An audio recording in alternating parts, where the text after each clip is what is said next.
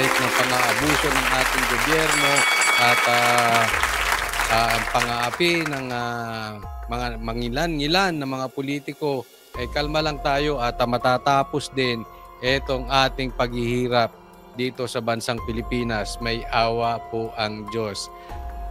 Pagtutuos na sa mga magnanakaw dito sa bansang Pilipinas, sa mga politikong mga abusado, eto na po. Pasabog. May bagong pasabog si Mayor Magalong. Mayor Magalong, may hawak di umano na video. Pangatlo, PRRD, pinahihirapan dahil may edad na. Pang-apat, eto, nagsisimula na. Nagkakaroon na po talaga ng lamat. Castro, binanatan si BBM. Ayan, yan po ang ating magiging ulo ng balita. Eto, pag-usapan muna natin etong pasabog ni Mayor Magalong. Hindi lang pala 7-7, meron pang 30-30-30. Ano yung 30-30-30 Mayor? Yung 30-30 naman, kung ikaw ang host ng sortie, you get 30-30 million. 90 million lahat yun. 30 million. Grabe, no? Oh, 30-30-30. Kung ikaw ang host ng mga sorties na yon, kung lahat ikaw, di ba? 30 million, 30 million, 30 million. Grabe, no? Isipin ninyo, magkano lang ang minimum wage sa atin? At karamihan ng Pilipino nasa minimum wage. Karamihan nga below minimum wage pa. Samantalang itong mga congressman na ito, lantarang pagnanakaw ang ginagawa sa bansang Pilipinas. 30 million. 'Di ba? Ilan po sa atin ang kumikita ng 30 million? Baka nga karamihan sa Pilipino mamamatay na lang ni hindi man lang nakasubok kumita sa lifetime nila ng 30 million. Samantalang ito mga to, in just a snap, 30 million. 30 million, 30 million, 30 million. Grabe, 90 million. AX or ATAP, 30 million na MAIP and 30 million na tupad. Ito ang bagong ibinunyag ni Baguio City Mayor Benjamin Magalong hinggil sa umano'y anomalya sa ayuda ng pamahalaan na kinasasangkutan ng ilang mambabatas. Can you just imagine? Ganun kalaki. 90 million. Kaya pala, no wonder, ang daming nagbo-volunteer to sponsor yung host yung sortie. Kasi nga yung ganung kalaking incentive nila. Dagdag pa ng alkalde na may ibang mamabatas na walang limitasyon ang nakukulimbat sa ayuda. Nalaman ko rin pala na may mga entitled na mga congressmen na congresswomen na halos unlimited yung kanilang AKAP funds. Intindi, no? Kaya wala akong tiwala talaga sa mga nagbibigay ng ayuda. Lalong-lalo na pag galing sa Congress. Pinagpilitan nila yan. Diba? Obvious na obvious, pinagpilitan nilang ipasok yung budget patungkol dyan sa AKAP na yan, patungkol dyan sa mga Simple lang lahat yan. Lahat yan, redundant lang. Ayuda, ayuda, ayuda, ayuda. Unlimited po ang kinikita nila dyan. Unlimited ang pera nila habang ang ordinaryong Pilipino na karamihan ay nandiyan sa hanay na yan, Class D, Class E, halos maghingalo, hindi alam kung kailan ulit sila kakain. Marami sa atin nakasubok niyan. Ito, unlimited ang pera. Mga magnanakaw kayo, mga animal na kayo. No? Pero ito huwag kayo magagalit sa akin dahil si Mayor Magalong nga nagsabi niyan. Inuulit lang po natin. Pero ito nakakapagtaka. At ito'y natanong ko rin kay Kati Binag. Sabi ko, sa dami mong binubulgar, bakit walang gumagalaw sa'yo?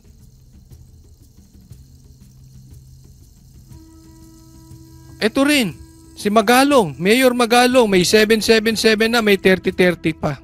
Hindi ginagalaw si Mayor Magalong. At ako, naniniwala ako, maraming ebidensyang hawak si Kati Binag at meron siyang video. At may nagsasabi nga, kaya untouchable daw ito si Mayor Magalong. Hindi ko alam kung totoo ha. May mga messages ako natatanggap na ito raw ay may hawak na video rin. Kasi napaka-imposible na ang lulupit ng pasabog niya hindi ginagalaw ng tropa ni Martin. Sila ang direkta sa pool dyan. Kasi kung hindi totoo yan, pwede nilang sabihin, Mayor Magalong, fake news ka. Ipapatawag si Mayor Magalong. Pero bakit hindi mapatawag? Yung may mga malalaking pasabog, yung mga malalapit sa mga politiko, yung mga dating may kirelasyong politiko, bakit hindi mapatawag? Dahil may video. Kung wala man video, marami silang sasabihin na talagang maraming sasabit. Bakit? Meron silang personal knowledge about it. Nakikita nila paano magnakaw, paano mag-addict, paano magbangag. Di ba? Simpleng-simple nga, Vice President, di sila natakot eh. Dating presidente na si PRRD, hindi sila natakot, pinapatawag. Samantalang ito mga to, ang bibigat ng binitawan sa kanila, untouchables, ni hindi mapatawag. Sana ituloy-tuloy ito ni Mayor Magalong itong mga pasabog na to at ako'y naniniwala. May hawak tong malaking ebidensya. Kaya malakas ang loob nito eh. Hindi ka naman basta magtatapang ng ganyan. Kung galing lang sa hangin yung iyong facts, meron siyang alam. At meron tong ebidensyang mabigat. Nakakalungkot. Ganon din yung kanilang mga MAIP at yung mga tupad funds, unlimited, halos unlimited. Ayon pa kay Magalong, hindi lang basta porsyento ang nakukuha ng mga korap na mga mambabatas sa pag-host nila ng payout ng mga ayuda. Di ba corruption yun na paano mo na-disburse yung ganon na easily? Kaya mong i-disburse yung ganon? Tapos, ang nakakalungkot nga nito because unlimited yung funds nila. So in short, yung mga ninakaw nila sa porsyento nila at yung mga nakuha pa nila sa profit dahil sila na yung contractor at sila pa yung supplier. Nako, may mga kilala akong ganyang mga politiko. Sila na yung supplier, sila pa yung contractor. Unlimited ang kinikita ng mga magnanakaw ng mga congressman na ito dito sa mga ayu-ayuda. May porsyento pa dito sa mga proyekto. Unlimited, no? Tindi ng yaman nitong mga ito. Samantalang walang natatayong tulay. Etong mga flood control projects, nasisira. Yung ibang bansa, puro na train. Yung kanilang commute system, ang ganda. Tayo, kakarag-karag itong mga train natin. Ang liit ng bansa natin, hindi natin makonekta. Alam mo, yan yung sinasabi ni Pastor Kibuloy na magiging programa niya. Itong pagkonekta ng buong Pilipinas. Gamit lang ang isang train. Kayang-kayang gawin kasi nagawa na po ito sa ibang bansa na napakalaki. Paano pa kaya sa Pilipinas na napakaliit lang? Alam nyo kung bakit kakayanin ito? Anong sabi ni Pastor Kibuloy? May pera ang Pilipinas Magnanakaw lang yung mga nakaupo. Kaya napupunta sa kalokohan, hindi umaangat ang mga Pilipino. Pero kung gagamitin sa tama, itong pera, makakaahon tayo. Isipin mo. Ha? Ito nga sinabi sa amin Bakit maganda ang mga gulay sa Baguio? Ito, mayor to ng Baguio. Bakit minsan nasisira? Kasi yung transport system, pag umulan na, pagka gumuho na yung pangadaan dyan, hindi na nila mai-transport ang mga gulay.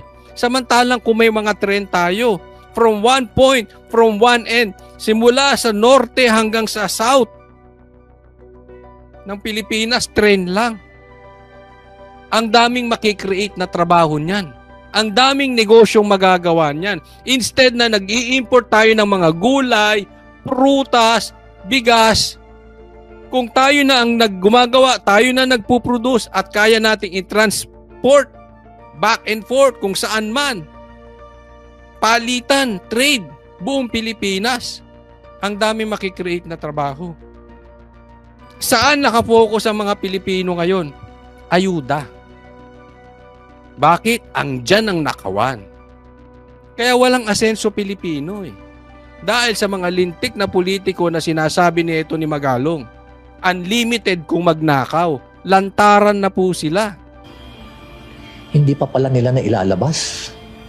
Intact pa yun. Dahil ang ipinapamigay na lang nila muna, itong mga ayuda na nakukuha nila. Ibinunyag din ng alkalde na maging sa Medical Assistance to Indigent Patients o MAEP ay may nakapaloob na korupsyon. Yung MAEP pa pala, meron pang anomaly dyan. Yung ibang MAEP na pondo, ang ginagawa nila yan, ginagawa nilang medical mission, yung funding na yan. At doon sa medical mission na yan, i-jack up nila yung price ng medicine at yung services nila para may rebate na ibabalik doon sa politiko. Grabe, no? Ganong katindi. Pati medical. Kinakatkong. Itong mga congressman, hindi dapat congressman ang tawag dito eh. Commissioner. Lahat na lang ng bagay may komisyon sila. Pati medical. O, services, supplies, jack up nila. O. Parang yung yung mga daan, paggawa ng daan, yung mga proyekto na yan, na sila mismo ang contractor, sila pa ang supplier, i-jack up nila yung presyo para meron silang pera. Kaya naman, walang naiiwan dun sa proyekto, kita nyo, gumawa ng daan, saglit lang, giba na naman.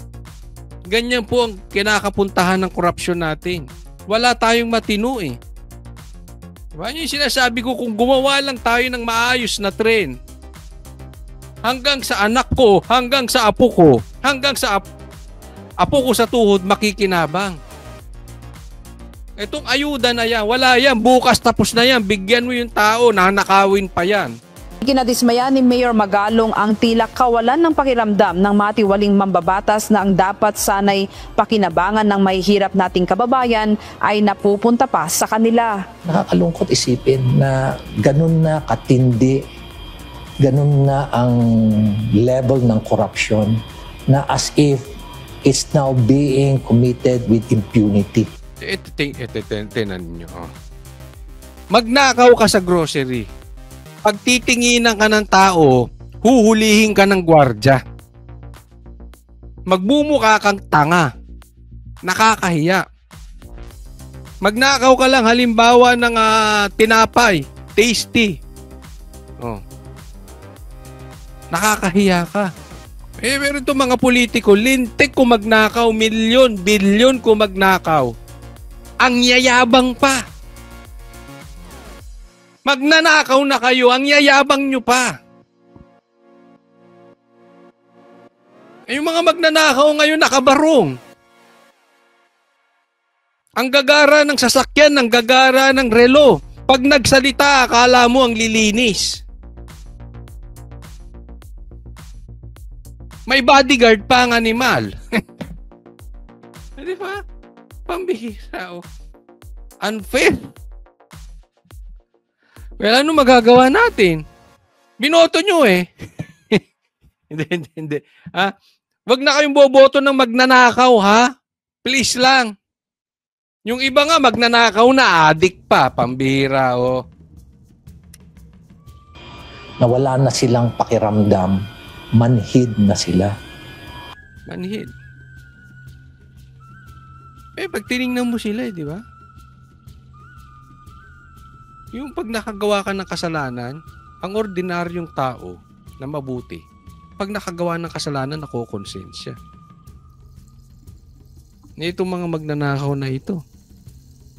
Magnanakaw na sila, tapos magtuturo pa sila ng malinis na politiko, gigibain katulad ni PRRD, ni BP Sara, ni Pastor Kibuloy. Magnanakaw na, naninira pa ng iba, animal. Habang ang tao dyan, hirap na hirap. Ano? Hirap na hirap. Magkano kinikita ng mga drivers dyan? Swerte na, 500, 600. On the average siguro, kumikita lahat, 500. Oh.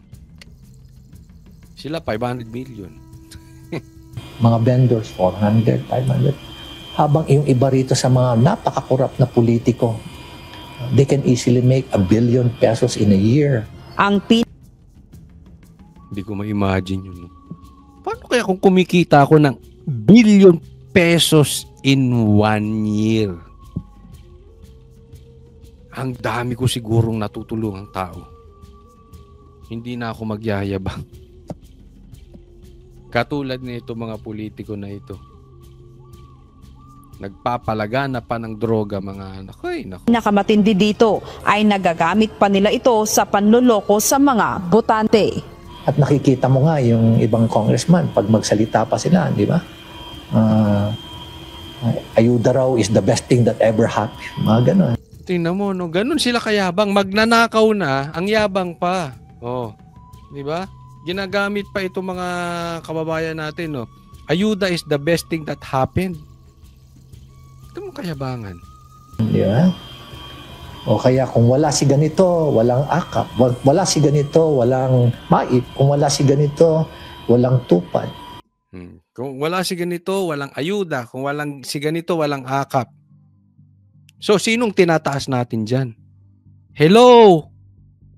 Pera natin yan. Pera ng taong bayan yan, pinamimigay nyo dyan.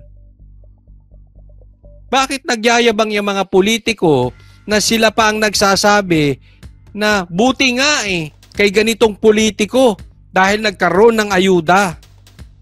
Ninanakaw nga yung ayuda na yan Utang na loob pa namin sa inyo yung ayuda na yan. Huwag nga kayong magpapaloko na sa mga politikong pulpul. Yan yung sinasabi ni Magalong Kung hindi kay ganito, kay ganire. Sus. Yung pa lang na, those messaging, alam mo na kung ano ibig sabihin. Oo, iboto nyo sila. Ang galing ni Magalong, no? Yung ganong klaseng mensahe, alam mo na anong ibig sabihin nila. Itinataas, nagbubuhat ng sariling bangko. Binutaas nila ang kanilang sarili. Pera nyo, nanakawin nila, maglalagay sa bulsa nila, bibigyan kayo ng barya para iboto nyo. Kagago, no? Ang lakas mang uto. Grace Doc. Maraming salamat, Mayor Magalong. And hopefully, ikaw ay ligtas sa iyong kalagayan. At alam ko naman, ikaw ay matalino. Tuloy mo lang yan. Sana makatulong ka palalo sa bansang Pilipinas. And we are with you. We are with you. Iingat lang konti at tuloy mo pa yung mga pasabog mo. Tago mo lang yung video. Until such time, ilabas mo na. Hindi ko meron man. Kung wala, ako hindi naniniwala na walang matibay na ebidensya ito si Magalong para magsalita ng ganito.